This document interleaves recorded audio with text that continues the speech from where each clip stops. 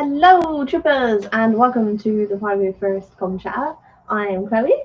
I'm Will. Hope you guys are doing well. We do apologise about not being an episode last week. We did want to do one, but the problem was the computer that we use was having a very bad week, and we had to get someone to have a look at it and sort it out. But it's back now. Yes, and I've missed this. It is an episode breakdown. Guys, Yes. We are going to be discussing episodes 1 and 2 of The Skeleton Crew, which dropped the other day. It did. And before I get into it, I just want to say it is so nice.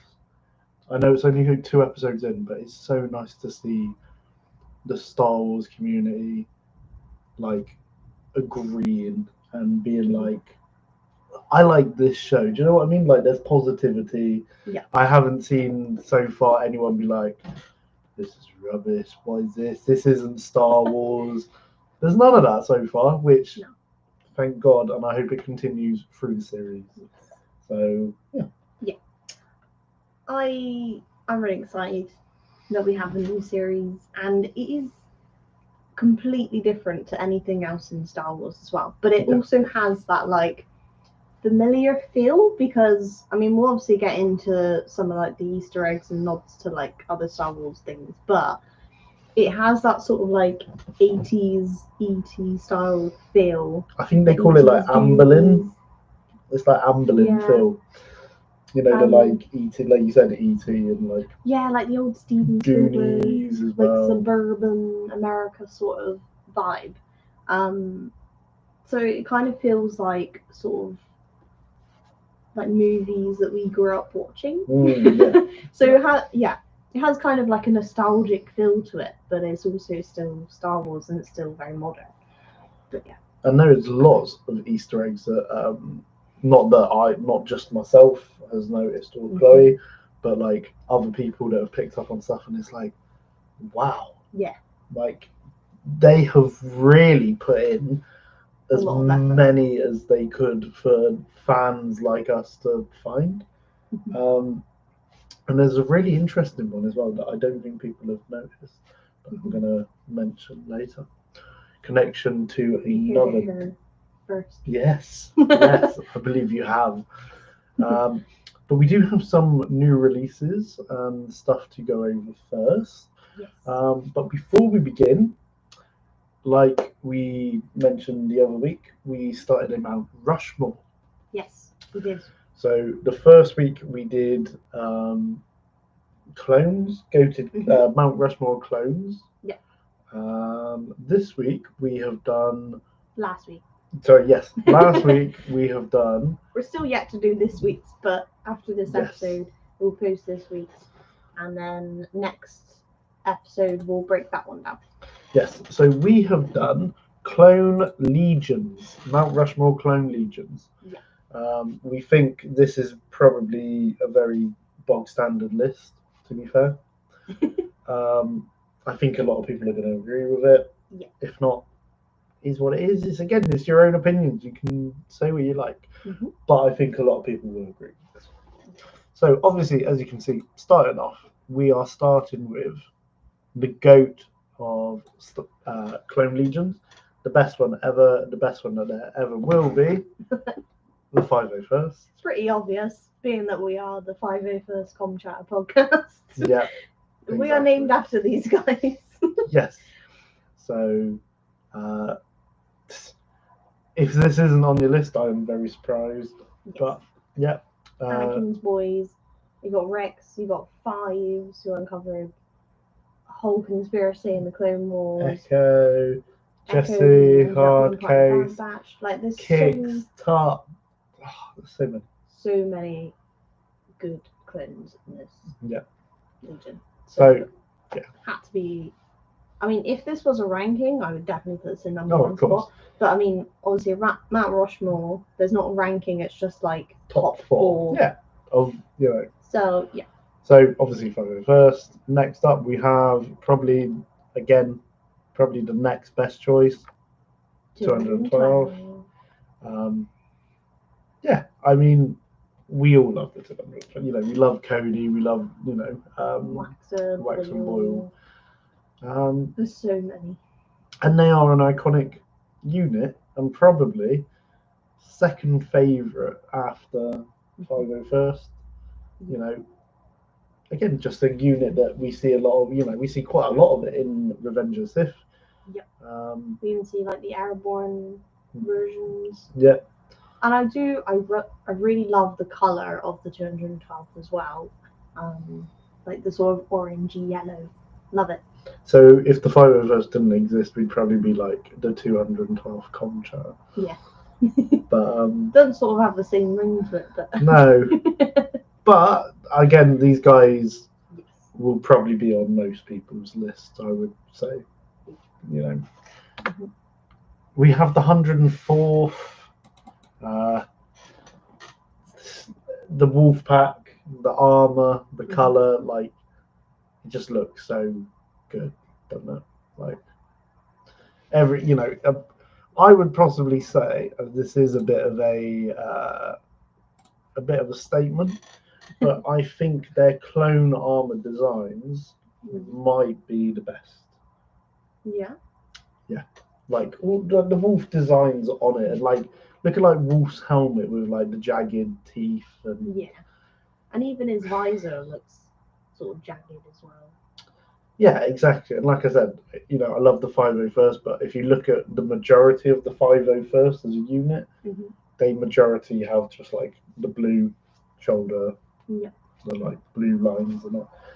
Whereas these guys, you know, they've all of them have basically got the wolf's insignia on it, and you know. But also, not to forget, they did used to have a sort of red armor. They did, yeah. In the first a very like maroony part of the Clone Wars. Sort of like this colour. Yeah. But yeah, so again, one of the top legions out there. And then the fourth one we have gone for the 41st. Now I know there's probably some people going to be like, what about the 327th? You know, like there's so many out there. But I think because of the like 332nd as well, but technically they are 501st, so we kind of like count them as one. Yeah. Like they weren't really around long enough to be like a separate sort of legion. They were around for like one mission, right? Yeah. But you know, these guys, I think I quite like the green. I love Commander Greer's helmet with the green visor and the like chrome look. And definitely from our episode a couple of episodes ago where we sort of talked about these guys, the amount of like weaponry and help that they did on Kashyyyk as well, and how they like changed their whole armor to be like a camo just for that one mission and stuff, I thought was quite cool. Yeah. And how some of them had like the sort of chrome armor and the green lenses and stuff. I just thought, you know, these guys clearly put in a lot of effort into that mission, and probably many other missions as well. But I just really like these guys, and I thought it was worth putting them to our GOAT Mount Rushmore. Yeah. On to the Clone Legion Mount Rushmore. There was also some other, like we mentioned, in the run-in, 327th. We were unsure if the Coruscant Guard classed as a legion because they're a bit of a weird one. Yeah. But I mean, they are also up there for contention. Yeah. 187th to a degree. Someone also commented on our video to say Horn Company as well. Horn Company is a very strong shout. I think it is really hard to narrow it down to 4 because there's so many of them. But that's the thing. So you will tend to have 2 out of the 4 that are almost like cemented picks. Yeah. Like 501st, 212.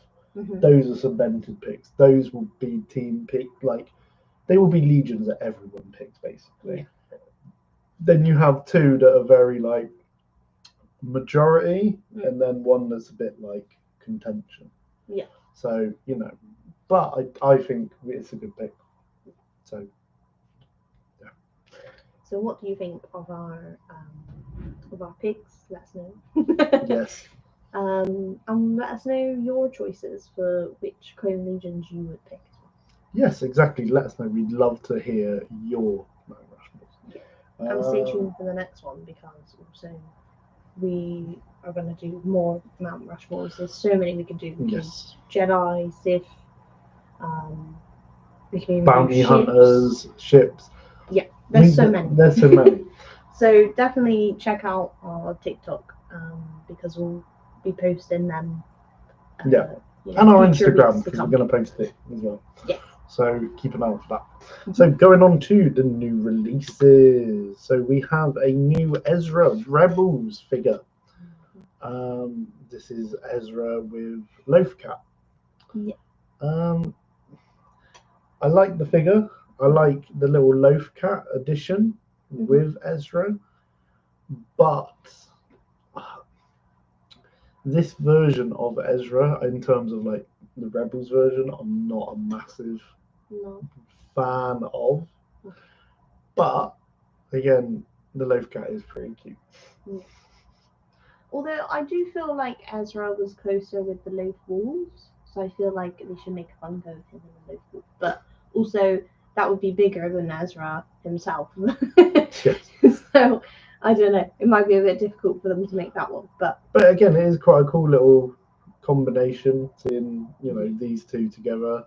It's also quite nice to see that Star Wars and Funko are still working on like shows that finished a while ago with like Rebels. I'm hoping next year we'll get some more like Clone Wars ones, and definitely Revenge of the Sith. And some more Revenge of the Sith. Yeah. So this is the only Funko like new release. Yeah. We do have leaked of upcoming one. So this is someone has taken a pic of the mold, or as the like prototype of the Rey Skywalker and Ben Solo double pack, like on Exegol. So that's quite cool. I know obviously here you can't see too much detail in it. Again, this isn't our work, someone's taken this, but we thought we'd just show you because it's not often we see like stuff like this, like behind the scenes of Funkos, So yeah, something a bit different. So there's a prototype. Yeah. Also, I thought I'd just mention, just being that we're on the conversation of Funkos, it's not really Star Wars related, but like the Bitty Pops, they're coming out with little cases for them that have like a pushback pin, so you can wear them. So you can put any Bitty Pop in this like clear case, and then it's got a little pin on the back, and then you can like put it on your lanyard or whatever and wear your Bitty Pop. That is really cool. That is really cool. But yeah, it's not really Star Wars related, but also they do the Star Wars Bitty Pops, so you could wear like a little Darth Vader around with you. Yeah, that'd be quite cool. I mean, it might be a little bit awkward with your lanyard or whatever, but yeah, still cool. Yeah, that was cool. So moving on to Black Series figures, we have here the Obi-Wan Kenobi and Clone Trooper 212 double pack. After some conversations today, we've decided we want to get this one. This is probably not going to be a great decision, but we have decided we're going to start moving, well, not like neglecting the vintage collection figures. No. But we do want to start getting some Black Series figures. Like we have a Black Series 501st. We want to get the special Revenge of the Sith box Commander Cody. And this is like a perfect one to go with it. Kenobi looks great in his Clone Wars armor and a Reg 212. If you can get the Cody to go with those three, that's a really cool set. Looks really detailed as well, might I add. So cool. Even the art, like that's Ewan McGregor in like Clone Wars. But And I it's know in, he like, wants the to Clone do it Wars as armor. well. Yeah. I know he wants to do it as well. So if they do like Kenobi season 2, you bet there's going to be a flashback of him like this. Could you imagine? That's going to be so cool. Well, it's gonna be like, you know, when we have the flashback. Spoiler alert for Ahsoka. People haven't seen Ahsoka. There's a flashback where Hayden Christensen is in his Clone Wars armor. It's so good. So And we get young Ahsoka as well in that Yep. as well. and we get all the clones. But I think we seeing need that to will see be so Ewan cool. McGregor with the same like, Seeing Ewan in the like Clone Wars armor, and seeing Cody live action as well. because you could have literally Cody back in live action. Oh my god!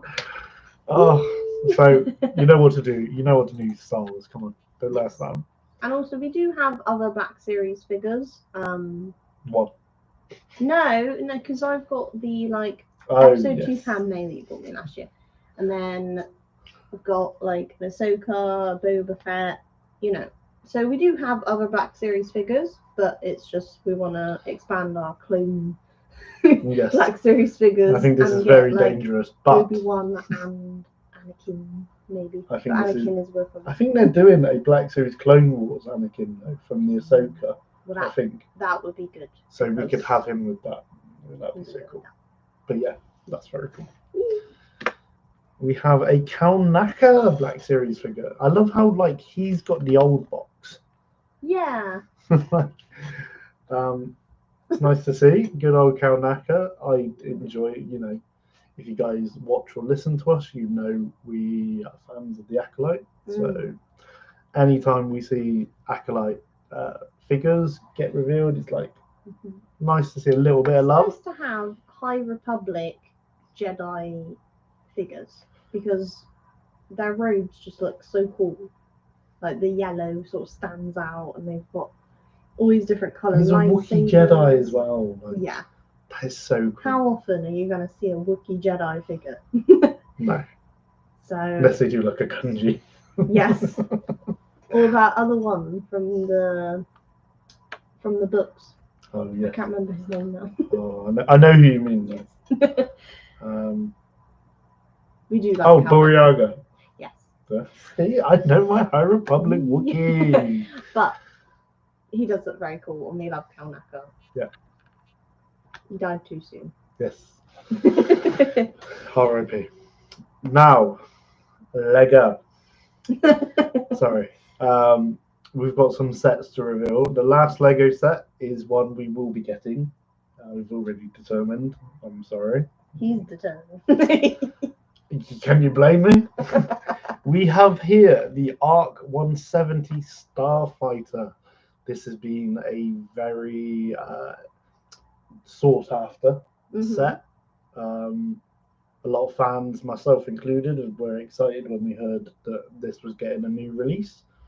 It looks really nice, I will admit. It looks very smooth. Yeah. Like, when Revenge of the Sith came out, I really liked these ships as well. Like, I think they look great. They're very similar to like X-Wings. Yeah. But like they just seem to have a little bit more class, I think. But yeah. So it comes with 3 clone pilots. And And you noticed they had different helmets, but They I had a did. look on the box, and one of them is actually Oddball, Yes. which we all know from the iconic scene in Revenge of the Sith. Oddball, do you hear me? And then So we have Oddball with the 1 stripe. Mhm. We have clone pilot Jab, I think it is, or Jeb. Yeah, with the it's a like bit blurry, 2, and just a regular clone pilot. Yeah. With the sort of red bit, and then we have an R7 droid, I believe it is. Oh, hang on. So here's the back of it. Obviously, it opens up. You can have them like loading up the ship. Very cool. And then here's a look at the figures. Mhm. So Oddball, Jeb or Job, and then regular clone pilot. Now, I will admit, there is no different at all on the body or the face. It is literally the helmet. Yeah. That is the only Difference. I'm just seeing how different it is to our clone pilot. I think they're more white. Ours is a bit more grey, I think. Do you want to have a little look at it? I'll bring it in. So, I believe we got this at one of our Comic-Con trips, didn't we? We got it from London Comic-Con this one. So, Can't really see him. Focus. There we go. So this is like the older version. so he's got like grey arms and legs. But the new figures are basically the same, just like a little bit more angry on the face, I think, like a little bit more detailed. Yeah. And they've got obviously a bit more white. Is that white? No. On the sides of the legs. Yeah, like. Yeah, so the legs have printing, whereas this one doesn't. Yeah. I'm noticing the new one has a bit more sort of grey shadowing on the chest piece as well. Yep, a little bit more detail on that. Again, I think it's the face as well. There's more markings on the helmet as well, like more printed on the helmet as like a line. Yeah. Yeah. Right. So the new one is definitely more detailed, but they do look quite similar. Yeah. Than to the old one. But I think this is a really cool set, and I love the fact that there is like an oddball figure. Like I was saying to you, there isn't too many named clone figs. You know, like we got Rex, Cody, Vaughn, Fives, Fox. I think there was like a wolf back in the older days, you know. So it's nice to see. Yeah. Going to be a very popular set, that one. We have a buildable Grogu and Pram set. So they already made a, well, they called it the Child, because at the time Grogu didn't have a name. So that one it was a different Lego build, so it does look different. But it was just Grogu, and he had like the little ball thing. But this one obviously comes with the Pram, comes with his little frog, and it looks like it still comes with his little ball as well. Yep, and the little macarons. Yep. Little macaroons, oh, so cute. And then he also comes with a little mini build of him in his Pram. It looks very cute. Which looks to me very similar to the one you get with the Keller and Beck set. So. Yeah. I will say though, as much as it is a cute set, I feel like his face in this one looks very much like Gizmo. Yeah. From the Gremlins. It does. I don't know if it's the eyes. There's something off with it. I think it's the eyes, like are just a bit too. I think it might be like the mouth, because it looks like it's sticking out. It does look like the Gizmo mouth, actually. Now that you've mentioned that, that's probably it. But I know it's hard to do like this in Lego, so I'll give them, the benefit of the doubt, and especially the Pram comes with it. It's quite cool. Yeah. But I just was a bit like, looks a bit weird in the face. But this Lego set, I've mentioned it before. Oh, there we go. We have official Acclimator class assault ship pictures. It looks so good. Yes. I love these, I think they call them mid-scale.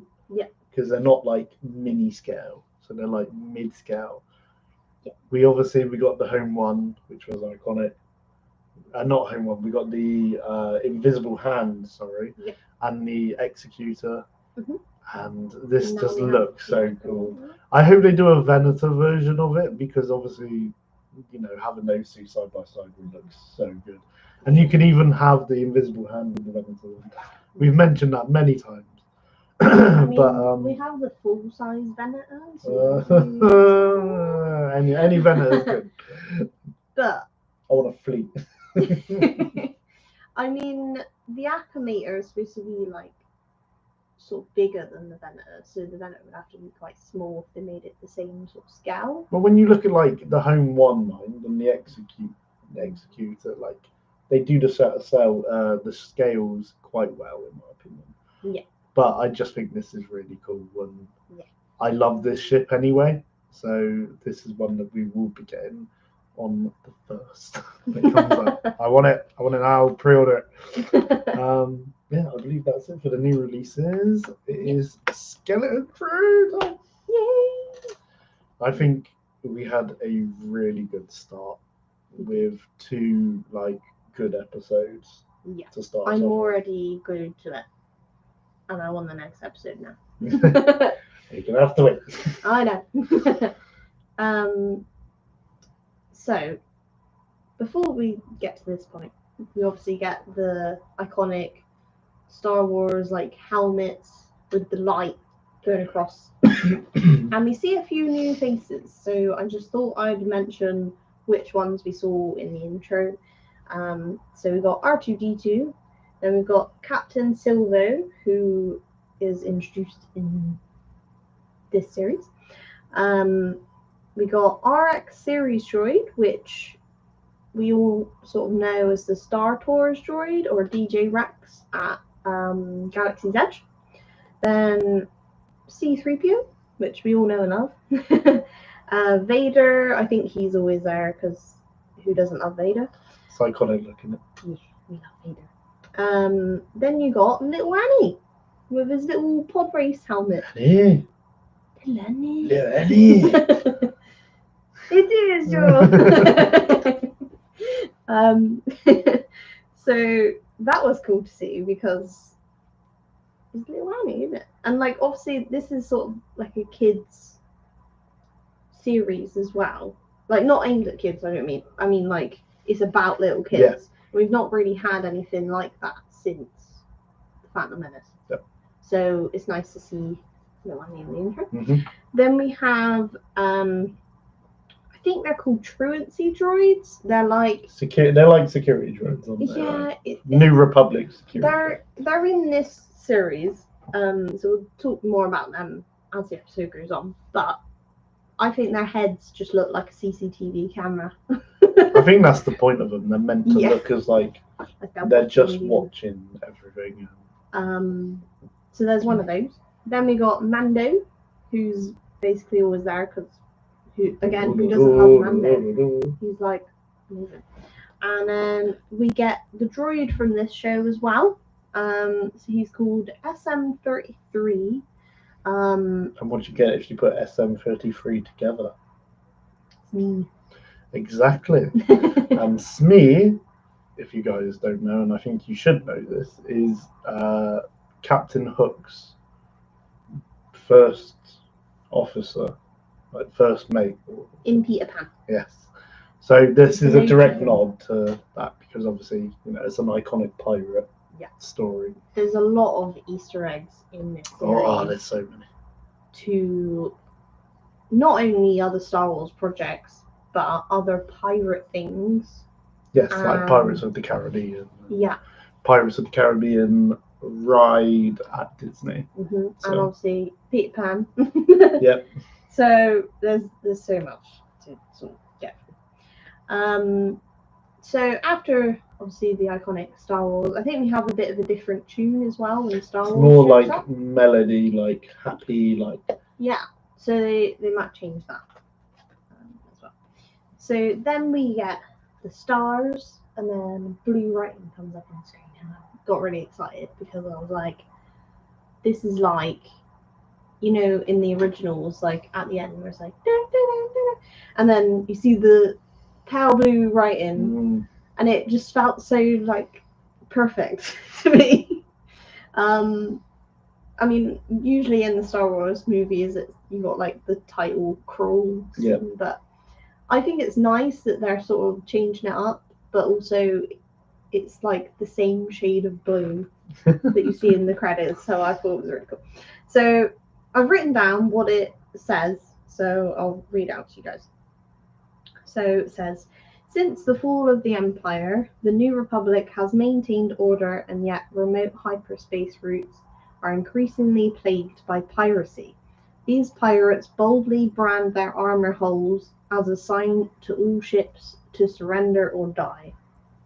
It's very, again, it's like very, very menacing, but also in a very like not so. Very storytelling way. Yeah, very like Goonies sort of Yeah. vibe. You know what I mean? It's like, this story is going to be about pirates, so just letting you know. But yeah, so then we see a ship, which is this one here, The little one. the little one, and there's like a shadow that goes over the top of it, and this is very similar to in the New Hope when the Star Destroyer comes over the top. The Tantai 4. Yeah. So again, it's sort of a little Easter egg to that. I know it's something very This subtle, whole but scene is very a nod to that. very A New Hope, yeah. But I love these like tunnel like walkways that we see in the Clone Wars used by pirates. Yeah. Because we see like Honda and Aka's crew use them, and it's really cool how you see it like penetrate the ship, and it's like, oh, the bad guys are coming over. You know what I mean? Yeah, and you're like, no.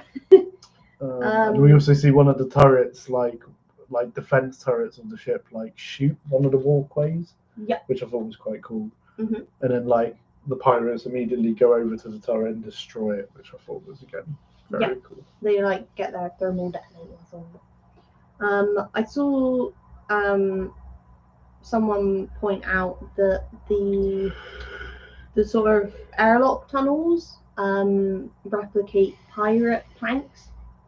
Yeah. So when basically like when pirates are out at sea and they go and hijack another pirate ship, it's like Or like a cargo to ship. replicate that. Yeah. Well, yeah, because the boarding. It's literally the Literally pirates boarding the enemy But ship. instead of ships at sea, it's ships in space. Yeah. Then we obviously see all of the pirates try and come in through the doors, and we see again a nod to New Hope, where all the people on the ship, they're like standing behind cover, with like running to get into position. They run to get into position, don't Yeah. they? So they get before in. the doors open, and then the bad guys come in. Like, it's exactly the same what happened on Tantai 4, like before Vader and the stormtroopers walked. Yeah, and some of the pirates get shot like straight away. Yeah. But then like, there's just so many of them that they obviously fight their way on. Sort of take over. There's also fruit on this New Republic ship, and we believe it is the Meloran from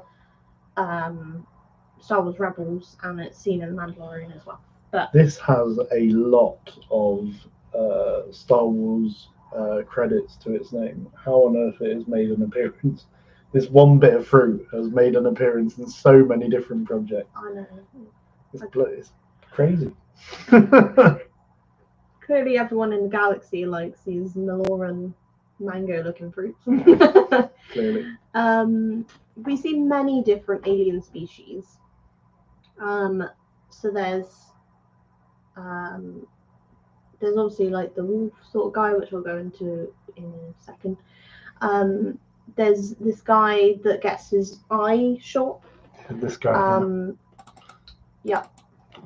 It doesn't zoom in, but yeah. I'm pretty sure he was in another Star Wars show. We obviously see the classic sort of pirates where they have like the spikes coming out of their face. The weak there's ways. Quarren. Yeah. There's Quarren. There's so many different species. There's like a warthog. Yes. Yeah, there's so many. But this one here, this one alien, he gets shot in the eyes. Yeah. But then the sound effect of him firing his blaster is a pirate flintlock pistol. Yeah. It's like, so it's very piratey. It's like, right, okay, these guys are pirates. Yeah. And then we also see the pirate guy from the Mandalorian. He's called Vane. Yeah. So yeah, he makes a cameo as well. But this is the Wolfman. He's called Brutus. Yes. And again, look at his like flintlock pistols that he's got. Making it out that this guy is like the big bad, but in this scene he is first mate. Yeah. First mate to the captain of this pirate. And I think I know who it is, but so this werewolf man species, they were first introduced in the Cantina in A New Hope, which we did go through in an episode quite a while ago. Mm-hmm. But this character was basically changed when like the special edition of Star Wars came out, so it was changed to a different species.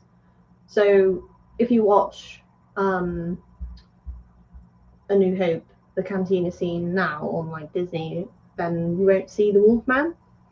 But I'm glad they brought it back because he does look really cool, and he's got like these sort of glowing red eyes. It's obviously not the same guy from the Cantina, but he does look very cool. Yeah. And so this is Brutus. So he is first officer to this guy. To Captain Sylvan. Now, you said it, and I agree 100% that this guy, apart from like the headpiece, the mask is very Revan. Again, it's probably to do with the color and the like slit visor, but it is very Revan. I mean, even you said as well the like head bit on top, like the hat, sort of like Fifth Brother Hondo and Aka, sort of hat. It's like he's wearing a pirate hat. Yeah, that's the whole point of it, So they've basically taken over. The pirates have taken over the ship now. And I will say as well, like, it's probably going to get revealed in the next couple of episodes. But the way that he's like dressed and the way that he sort of moves, I'm telling you that is like Jude Law, also known as like Jod. But I'm telling you that is Jude Law's character. Just because it's going to be revealed, like he's connected to the pirates in the series, So yeah, does look very cool though.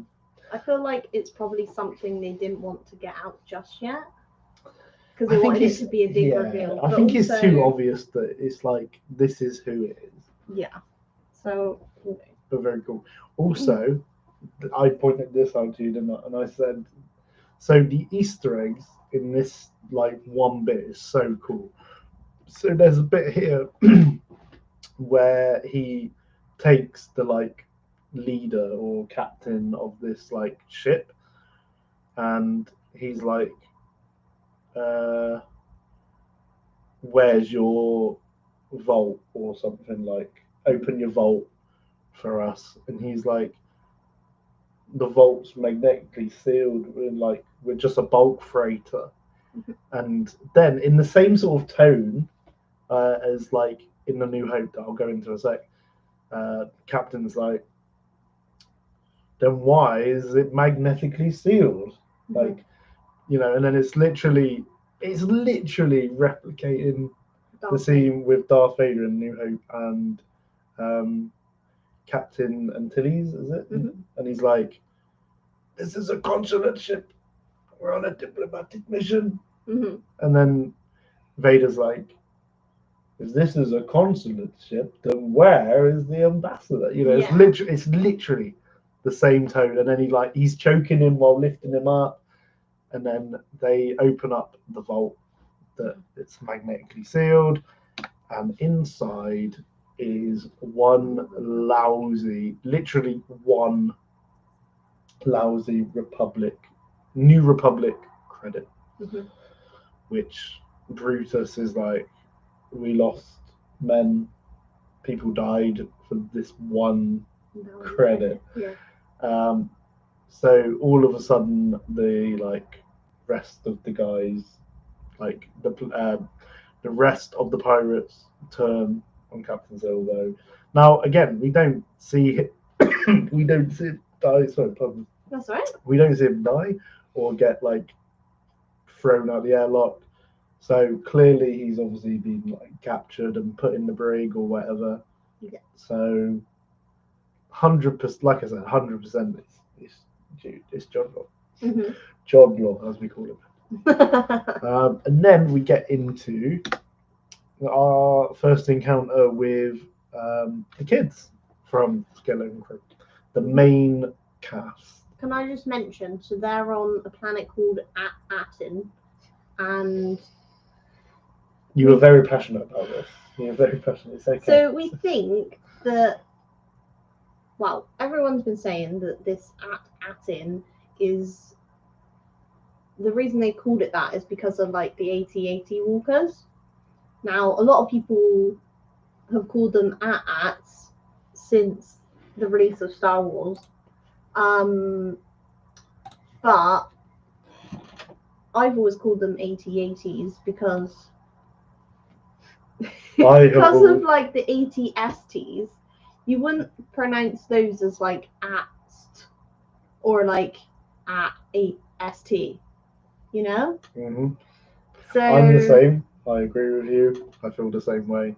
And yes, it is rumoured that, or is believed within the community that this planet Atin Mhm. is basically like a nod to this, like the way that people pronounce it, sort of thing. Yeah, it is weird. But we have Wynn here playing with the Star Wars toys.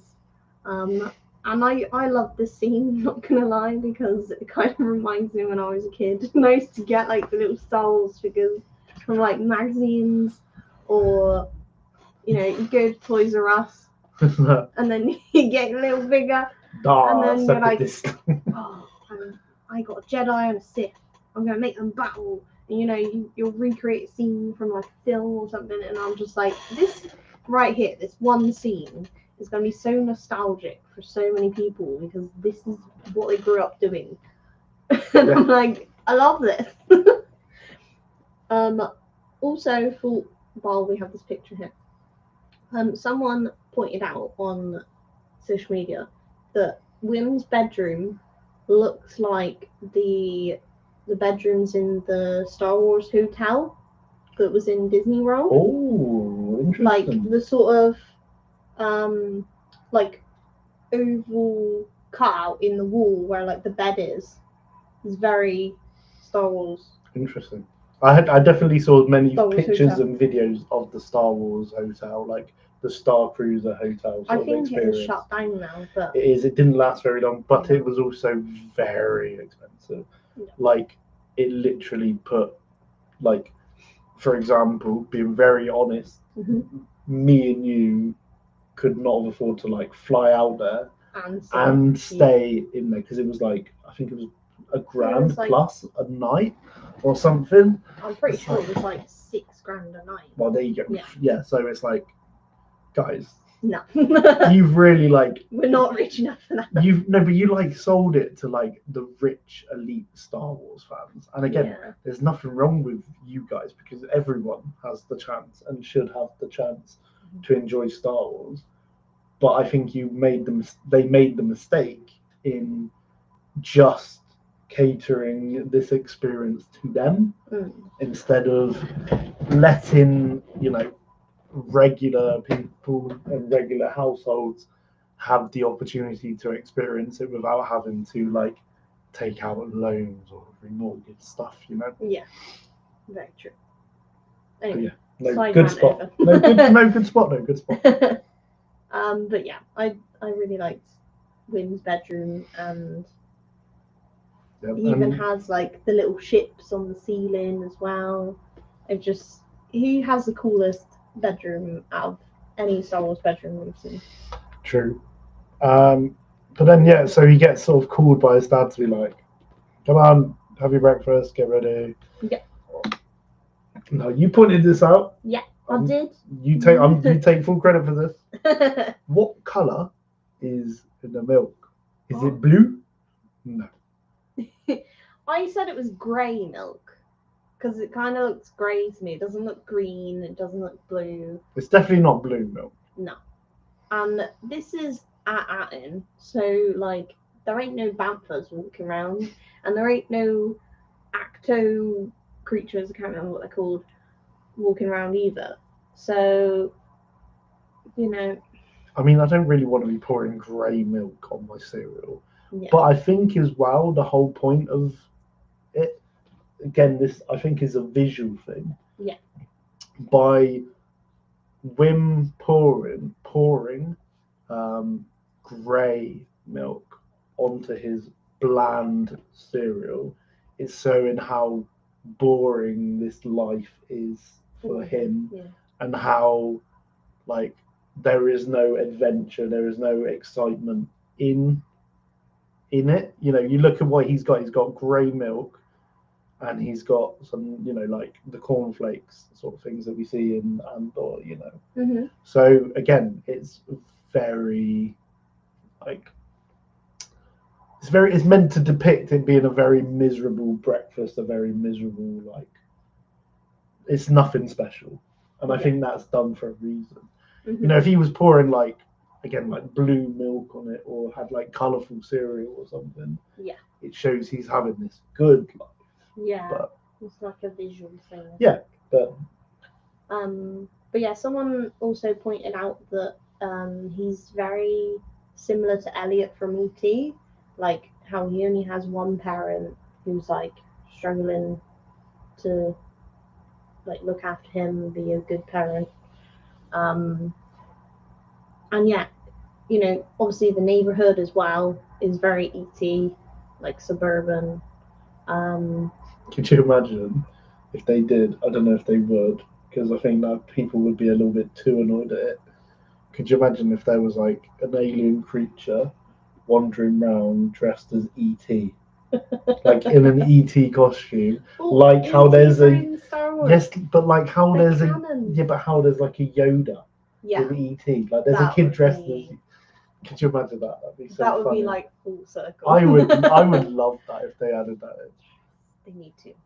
But I think also like he is similar to Elliot in which, you know, he wants more interesting things. He wants to go on these adventures. That's why he's fascinated and reading up on the Jedi, and he's playing with little Jedi figures, which I think were given to him from like his mum, because I don't think, because this planet, as the series, the first 2 episodes goes on, is more mysterious than we've let on, and I think his dad definitely didn't give him those little figures, so I think he's made them. Yeah. He went out Warhammer one day. Is there anything else I have? Oh yeah, there's a scene where we see a lady who's the same species as that, like, Nair from Book of Boba. I can't remember the name. I think it's like an Amphorium or something like that. Yeah. The one which has like the voice. Yeah, it's like the next, like. Yeah. There's loads of them in Star Wars. I can't remember what the species is called. But she's walking like a frog dog, which there's one of those in Return of the Jedi. So there's a little nod there as well. Frog dog. And then he meets little Neil as well. We'll come back to it. We'll come back. Also, everyone is saying that Neil is the same species as Max Rebo. Even we sort of. Originally, we thought it might be. But now that we've seen. It's been confirmed, it's definitely not the same species as Max Rebo. Sorry to burst your bubble, guys. It's a species created specifically for this show. Yeah. It's a new species. We've not had a confirmation of what they're called yet, but we have been confirmed that this is a new one. This isn't Max Rebo. Obviously, probably like a distant cousin sort of thing. You know what I mean? Like the species, they're not related. No. So him and Neil get on the bus, and the bus driver. You know, we've got to mention the little dark side when they have the little lightsaber fight, don't they? Oh yes. So Yeah. So That's Wim true. meets Neil, and Neil's like, "You should not have come here." Mhm.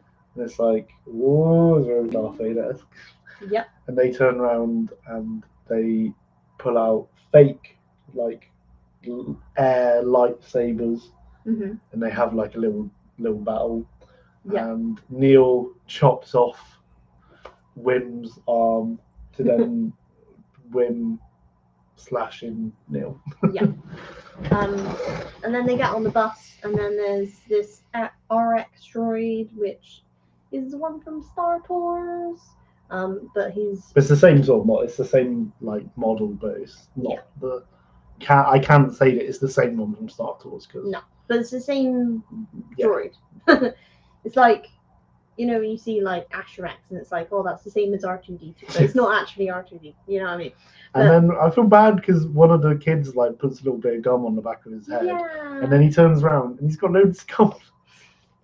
No. Listen. And then we see Neil talking to a distracted Wim Mhm. about like basic tables.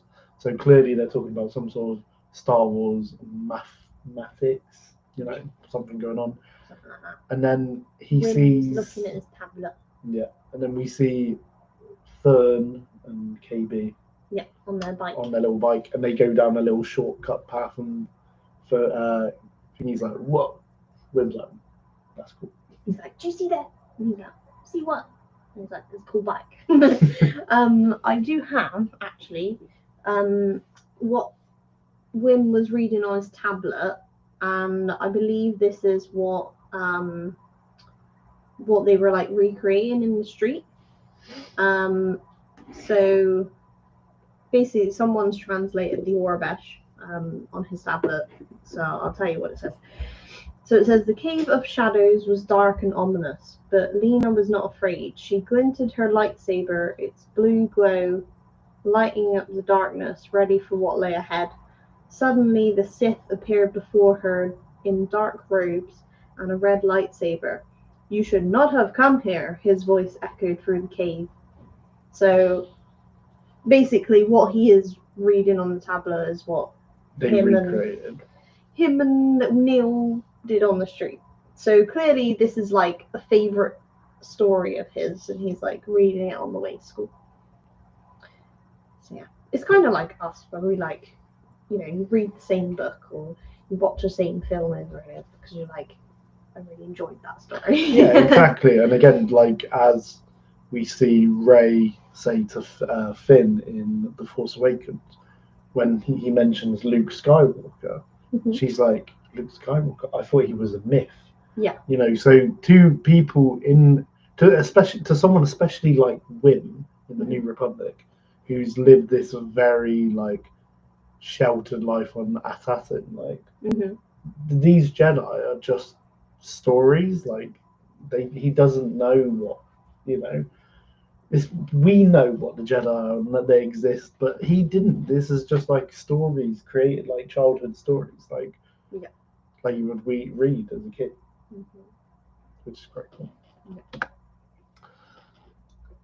So yeah, so we see Fern and KB on their little bike.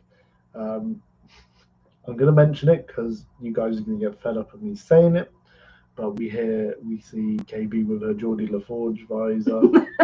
I'm going to say it every day, every episode. You know it's coming. Geordie LaForge. It is quite funny, though, but yes. We see them sort of speeding off and heading to school, where everyone is heading. Yeah.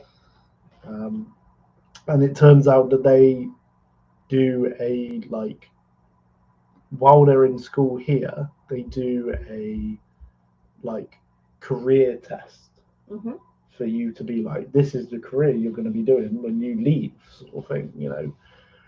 And Wim is very distracted drawing a Jedi on like what looks like, well, it's his desk, but it's almost like an Etch a Sketch. Yes.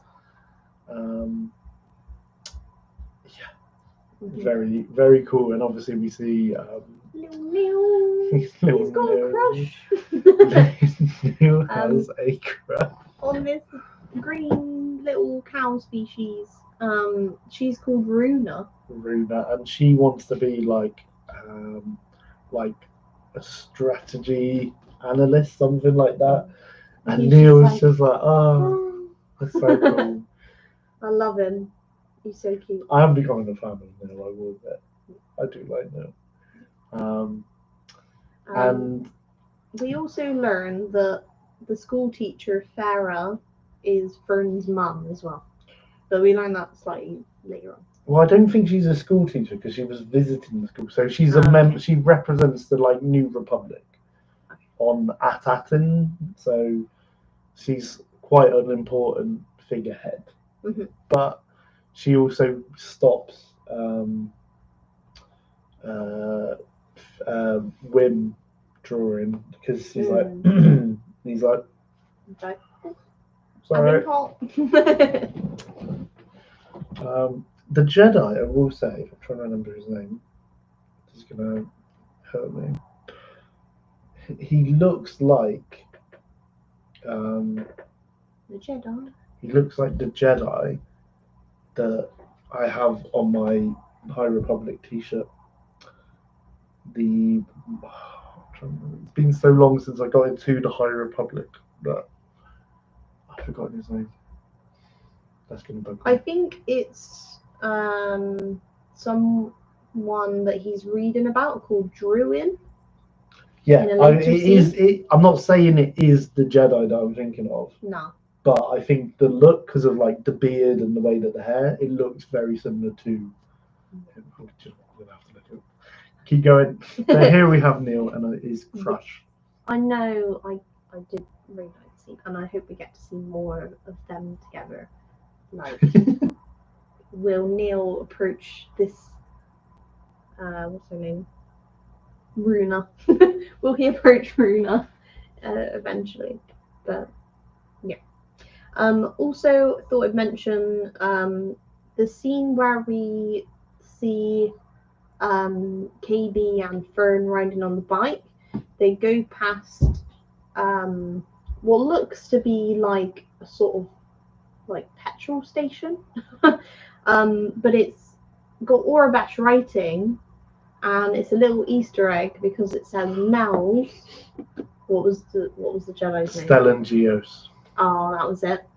I love Stellan Gios. I can't believe I forgot him. Well, Muppet. Gosh.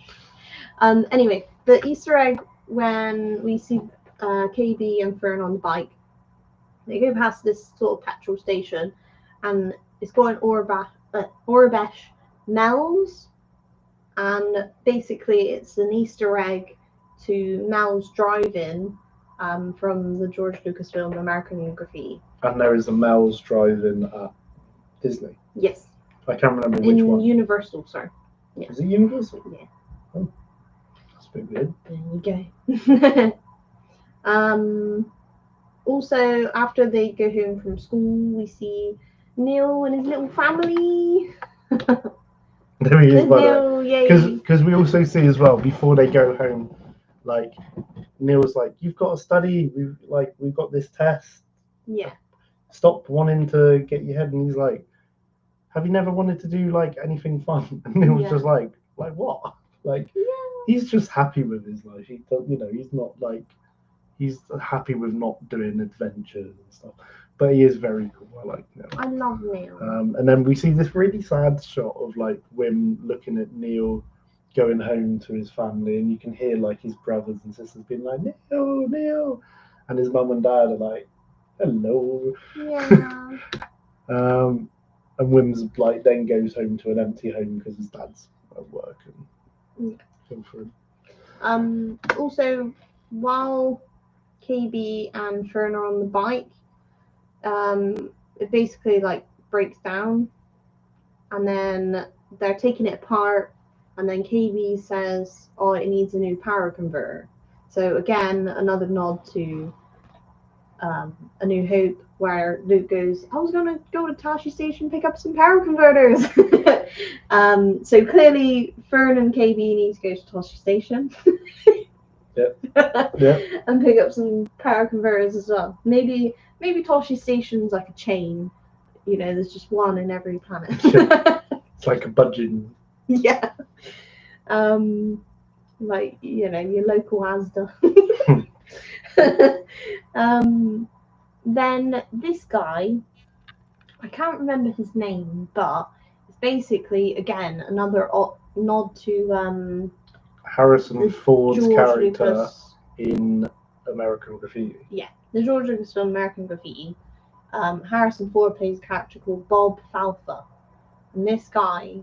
His name is literally like very similar. It's very similar to Bob Falfa, but it's slightly different. But it's a nod to it. Yeah. And I've always like he's got this like look that is very like 80s jock annoying kid from the films. Do you know what I mean? He's just got that look and the hair as well. Like you could put this guy in Stranger Things and he would look the part. I'd laugh if he was in Stranger. Yeah. Next season. Maybe. You also get to see Fern's house, and I thought I'd point out there is a mural on the wall. It has 3 human species, and then 1 species that looks kind of like nil. So I think it's probably some kind of like ancestor or whatever. Yeah, also I will say as well, Neil, you get like we don't get a good look at them, but you can see Neil's mum and dad in the window, through the window, and because they're older as well, they look more elephant like. Now obviously Neil is elephant looking, but he's also very alien looking, whereas these ones have like a longer like trunk. Yeah. So they look, but they're literally like normal height. They're not like a Max Rebo. Like. No. So they are again. They are not Max Rebo. No. No one is. No. Anyway, this mural in Fern's house. So you got the sort of Neil species. There's 3 humans, and then there's 1 species of the lady that's walking, the frog dog. I think it's an Angolish. I think it is. Okay. That species. I don't know if we have. Yeah, that species. One of these there. species. Yeah. With the weird neck and the eyes. But there's one of those on the wall, but look at this kid's face. I reckon... Look at this kid's face. He's in shock. He's bored, and then Neil's just like total school in class. Anyway, the mural looks very by the way. much. Can I just finish? Sorry. That's my bad. The mural looks very much like the wall from Star Wars Rebels. So I'm wondering if it is the same like artist that painted it. Possibly. But anyway, that was all I wanted to say. No. Talk about Neil's little brothers. So we know that one of them is called Jork, I think, because it was revealed in a bag clip leak. They're so cute. They are so cute. But the one thing I have to say, and this is such a weird like Easter egg here. They are watching this like circus performance, right? It is the same performance that these creepy clowns do, or whatever do, in Star Wars: A Holiday Special. And it's literally the same. They come out through the door, they're doing the same juggling. It's the same projection. And it's like, why are you adding this into the show? Just something. Yes. Maybe because it came out for like the holiday season. I don't know. It's funny. Who knows? But by the way, here's one of those truancy looking droids. So basically, Wim is basically trying to do some course like studying. His dad's like, right, you gotta go to bed. And he's like, can you read me a bedtime story like Mum used to? And his dad's like, no, I'm not doing that. But he goes on his tablet again. So. Which make him wake up late. Yes. So he's then misses the bus. So he gets on his own little hover scooter, takes a detour, like where he saw Fern going. I thought I just mentioned on his tablet he sees this Jedi called Druin, and it's basically about him unleashing his lightsaber because he faces a beast, which looks kind of like a rancor. But anyway, yeah, keeps him up all night. He's on his way to school. He misses the bus, so then he gets on his bike to try and get to school that way. Goes the like shortcut way that he saw Fern and KB doing. Falls down into this little ravine where he then finds a hatch to something. Like lost. And he's a bit like, oh my god, I've just found a Jedi temple. But one of these truancy droids is like, stop. You should be in school, sort of thing. Yeah. And then basically takes him to school, and he's outside the like headmaster's office, sort of thing. Yeah. And misses the test as well, that which is has to be done. Not good at all.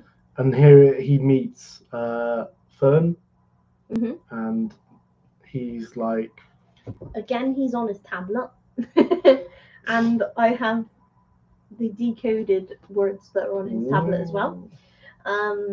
So it says, the knights decided to build a temple fortress. Using the force, they shaped the rocks around them, creating the soaring towers of their new home.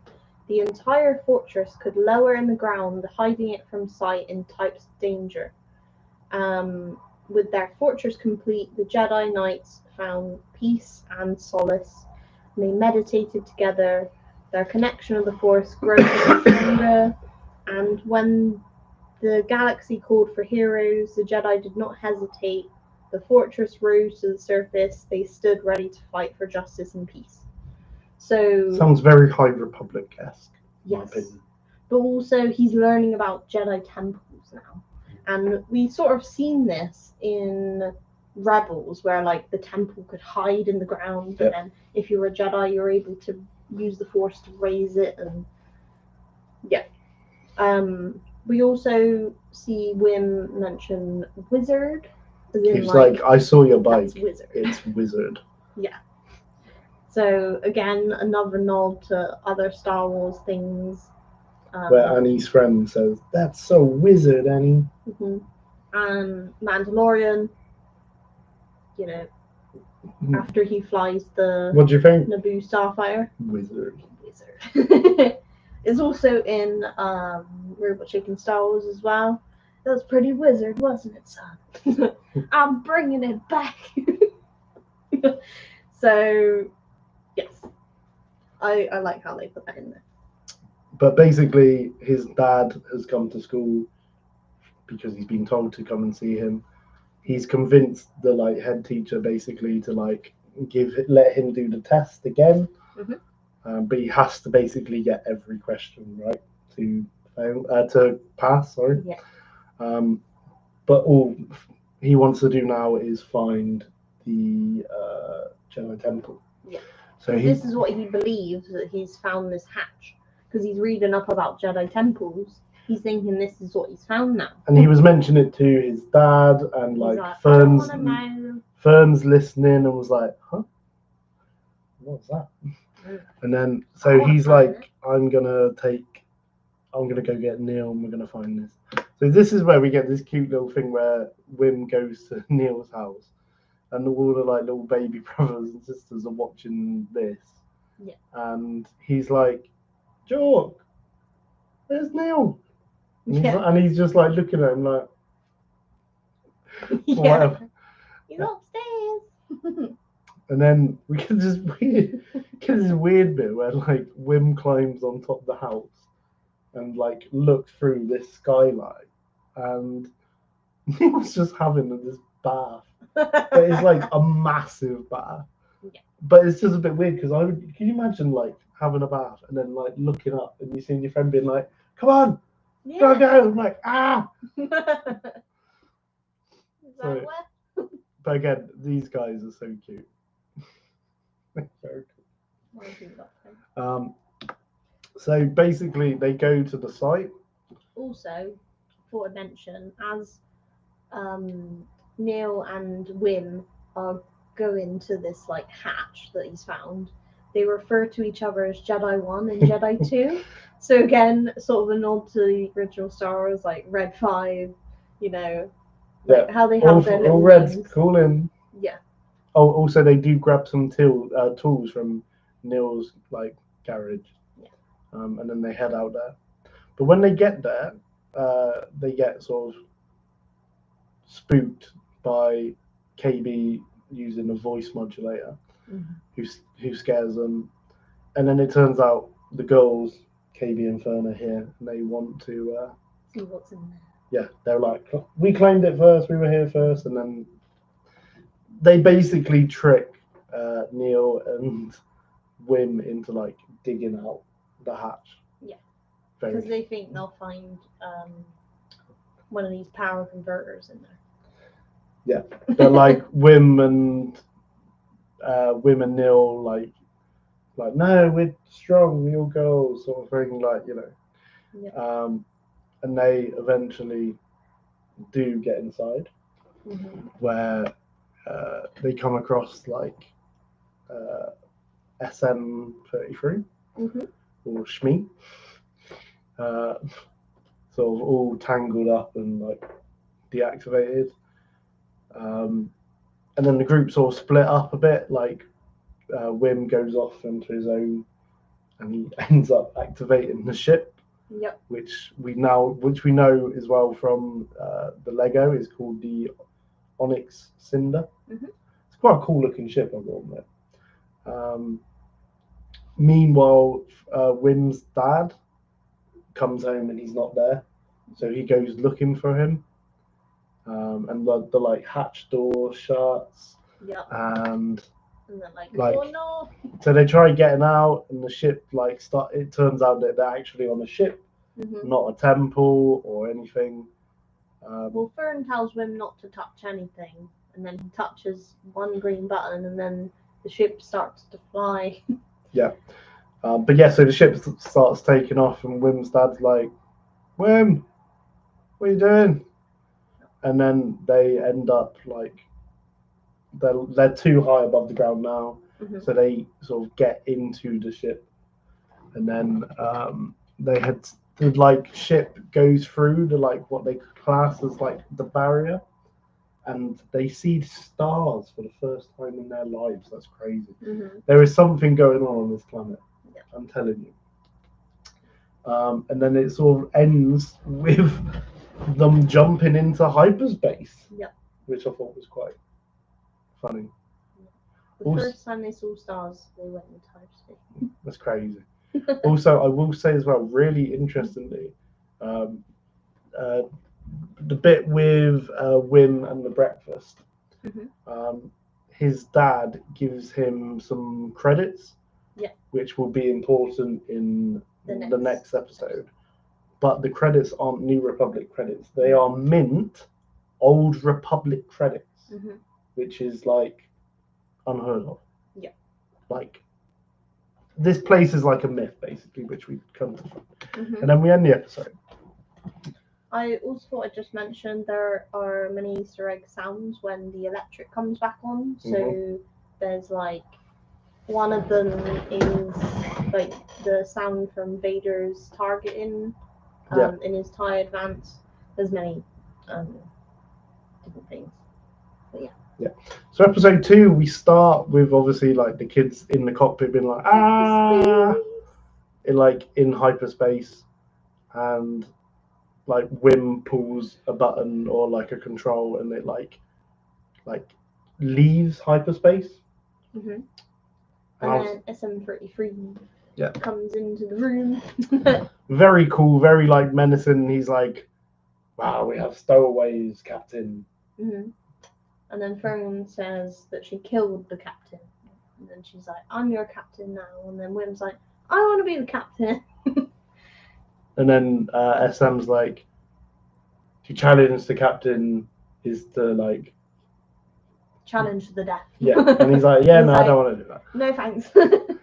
So now SM-33 is under the impression that Fern is like the captain of this ship. And he's like, they're like, oh, Fern's like, can you take us home to Atin? He's like, where's that? It's not in my database. And then he calls out some planets, doesn't he? Calls out Aldani from Andor. And he also calls out the planet from Rebel Season 3.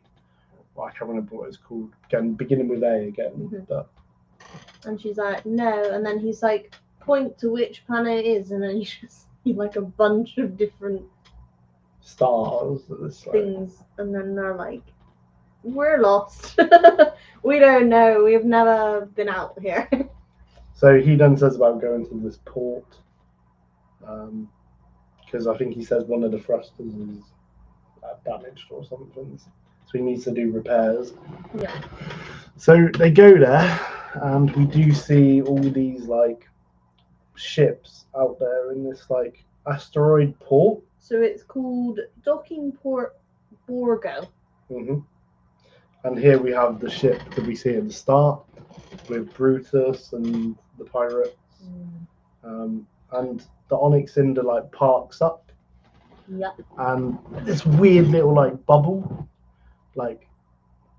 transport turns up at the like ship. And SM-33 is like, I'm going to stay here and do the repairs.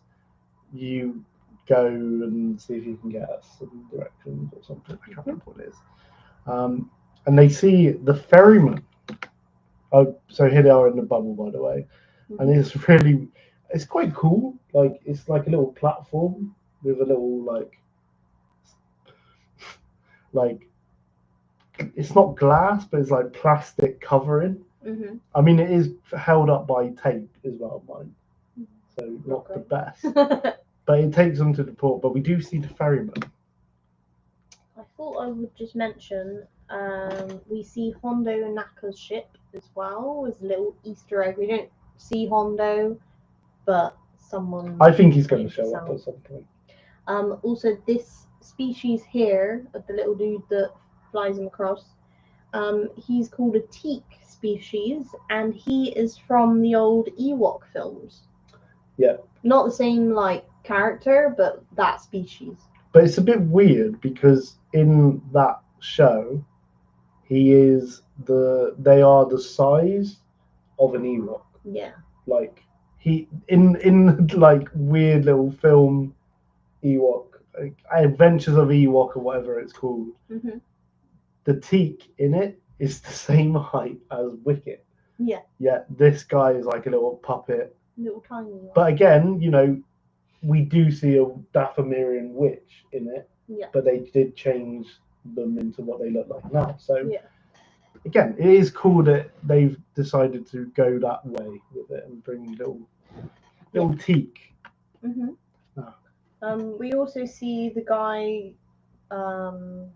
that gets shot in the eye in the first episode. He's getting like a cybernetic eye, but also the credits. Wim gives one of these credits to this teak, and he's just like, "What the hell have you given me?" And he just like runs off in pure excitement. He goes crazy, goes mad. And he just runs off, and they're like, "Okay." Now this next bit is really cool. Really cool. I am convinced this is who it is. So we did mention this in the trailer. Like, we see this little red fuzzy creature in a cage, right? I'm telling you that this creature, I can't wait. They've got to confirm it. I'm sure they will, right? This is Fuzzball, right? You're like, where do I know that name before? That doesn't sound like something from Star Wars. You're correct. Fuzzball is a creature and like the companion of Captain EO, Michael Jackson. But come on, look at this. I can't zoom in. That is the same creature. Yeah. It is. It's the same creature. So basically, I'm not going to tell you like the full plot of Captain EO, but I'm going to just give you an idea, right? So Captain EO is a 1986 American 3D science fiction short film shown at Disney theme parks from 1986 until 98. The film starring Michael Jackson as Captain EO, right? Basically, is like a little sci-fi trip where he's delivering a present to a gift to Angela Houston's like witchy character, and he has some companions with him, and this is Fuzzball, which is literally the same guy, right? The film was shown as part of an attraction with like in-theater effects, so like a bit of smoke or like fire or whatever. So the attraction returned to Disney parks in 2010 as a tribute to Michael after he passed away in 2009. The film was shown for a final time at Epcot on December 6th, 2015. And one of the writers of Captain EO was George Lucas. So this is a very Disney thing. It's literally 17 minutes long. It's not like a long thing. But I'm telling you now, Fuzzball from Captain EO is this little creature in here, right? And to prove my like theory even more, that this show is somehow like teasing Captain EO stuff, right? I'm going to show you the poster now for Captain EO. There is a very indistinguishable blue elephant-looking creature with Captain EO. Tell me that doesn't look like Neil's species. It literally is like Neil. Yeah. This is the thing that I'm like, I think this is the thing that no one's picked up on yet, that Neil is basically the same species as this one in Captain EO. And then look, you got a little Fuzzball with Michael. Yeah. It's the same. It's two little nods to Captain EO. Yeah. It's crazy. It's so cool how they've decided to add in this so obscure like reference. Yeah. But yeah. Sorry, I've been ruffling about Captain EO for so long, but there you go. No, it's really cool. So yeah, we see them. We see the guy getting the cybernetic eye put in as well, and then there's this club called Dance CL82, and outside there's this lady. She's a Thelan species.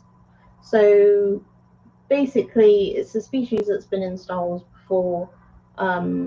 There's like that lady in Jabba's palace that has the red sort of spiky hair. She's the same species.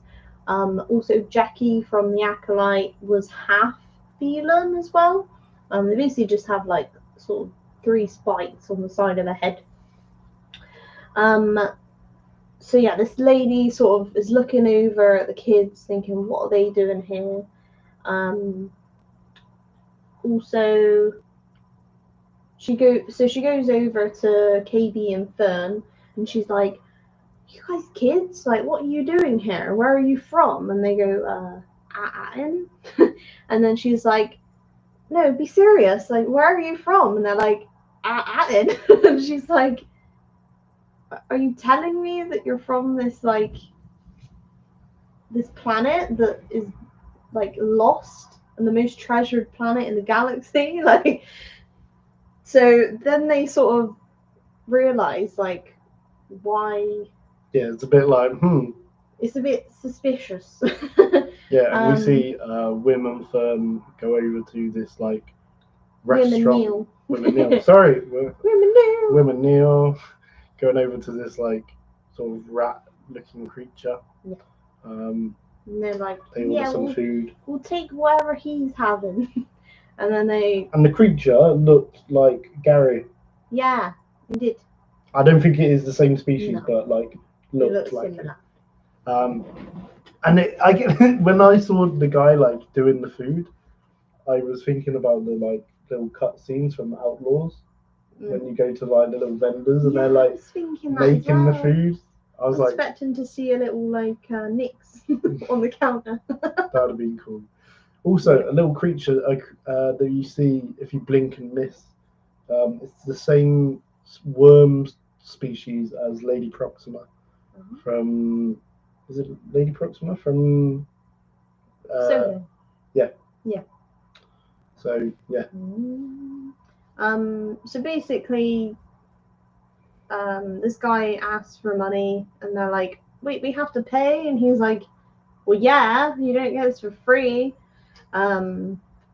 So then he obviously tosses over a credit, and he's like, "Is that enough?" And he's like, sort of cons them out, and he's like, "Oh, no, this isn't enough." And then someone from the side is like, "Whoa, you've like overpaid so much for that," and he's like, "You shut your mouth," sort of thing. And then obviously the pirates get involved, and they're like, "What is that?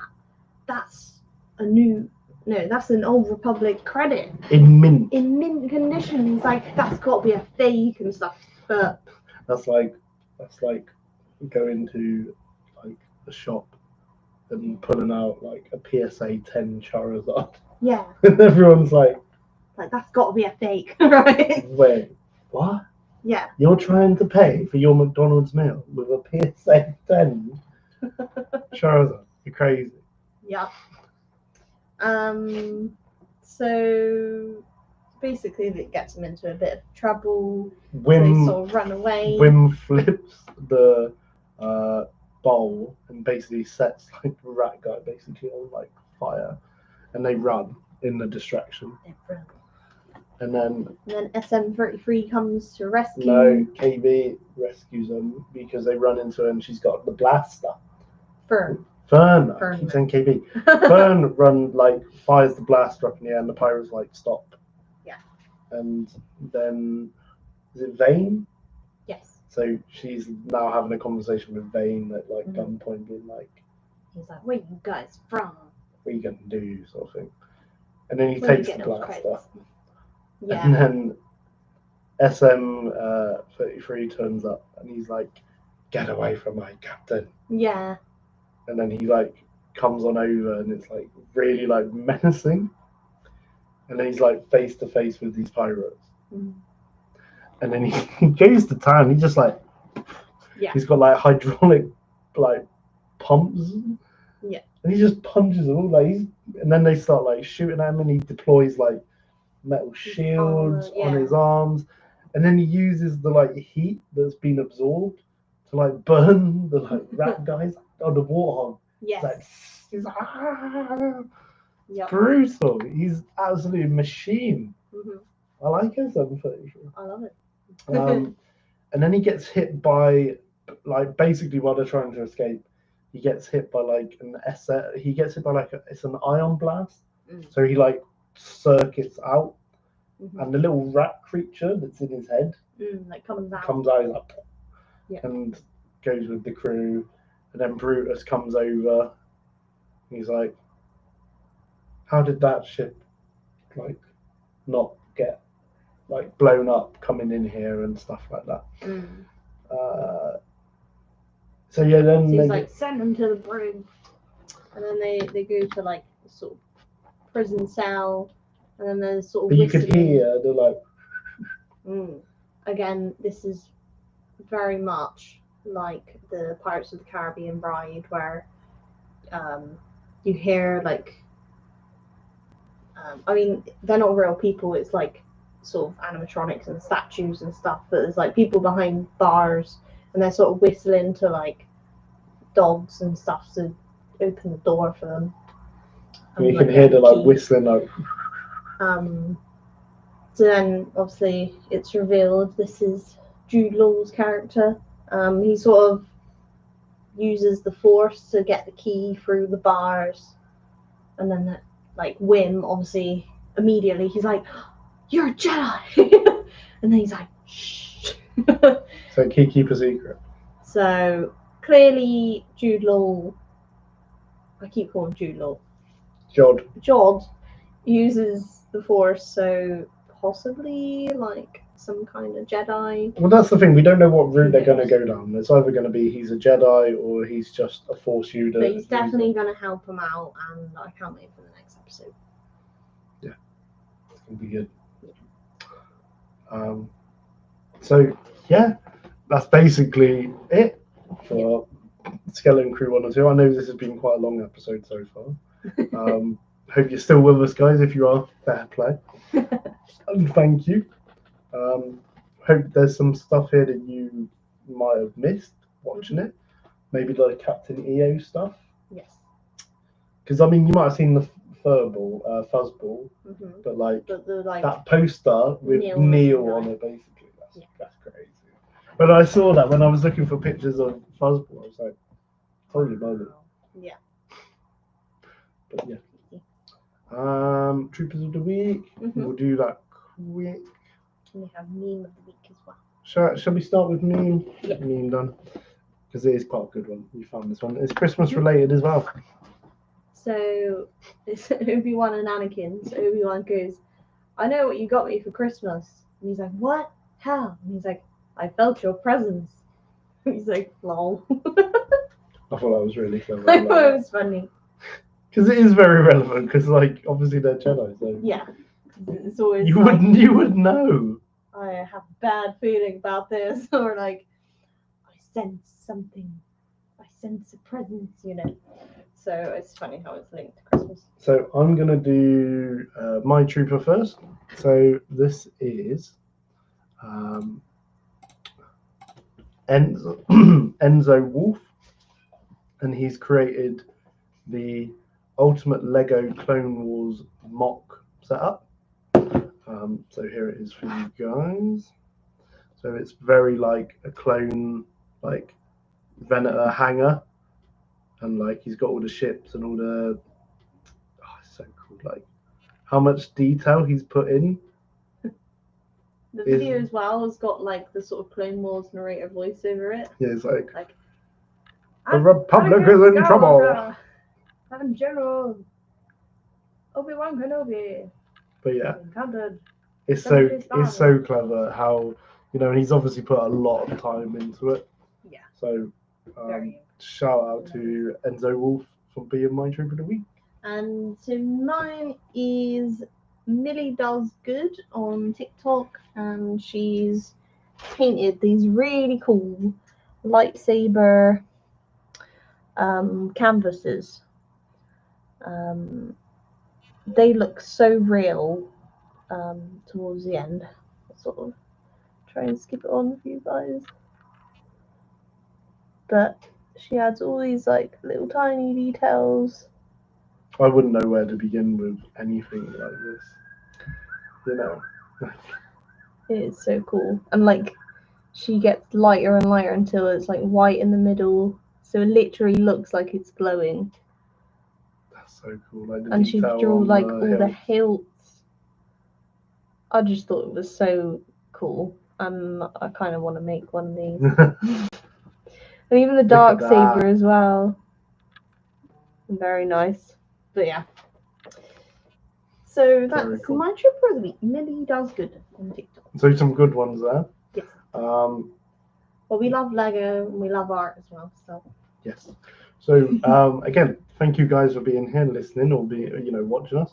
We hope you've enjoyed it. It has been a long one, but we had 2 episodes of Skeleton Crew to break down. So there was a lot to talk about, a lot to go through, a lot of Easter eggs. So yeah, we hope you enjoyed it. Yes, and we will be back next Thursday to talk about episode 3 of the Skeleton Crew. So looking forward to that. But yeah, so we hope you guys have a good rest of your week. We will see you soon. And again, don't forget to check out our socials for our Instagram and our TikTok at Cyber First Contact, where we post any updates on our live streams or any fun videos, fun pictures of stuff on our collection. Yeah. So yeah, so check them out, and we will see you next Thursday. May the Force be with you.